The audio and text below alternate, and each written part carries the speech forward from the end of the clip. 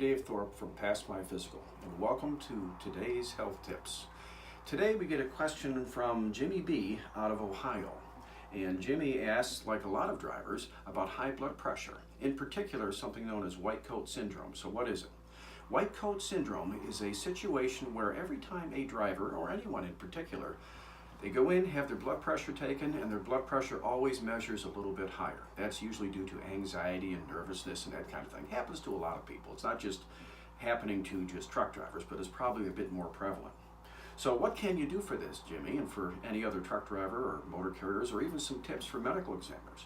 First, be compliant. If you're being treated for high blood pressure, make sure you take your medications. Secondly, be knowledgeable. Understand what your target level needs to be. So you want to make sure you're going to be below 140/90. Third, make the medical examiner aware. Let them know ahead of time before you go in that you have white coat syndrome. Fourth, use a manual cuff instead of a automated cuff. And whatever you do, don't look at the gauge or the digital display if you have white coat syndrome. And lastly, you can use relaxation and distraction techniques. What do I mean? For example, try deep breathing and counting. Deep breathing, take 3 deep breaths in,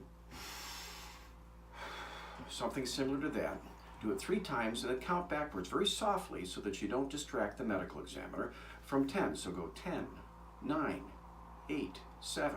If the cuff is still pumping up, again, don't look at the gauge. Repeat that process again.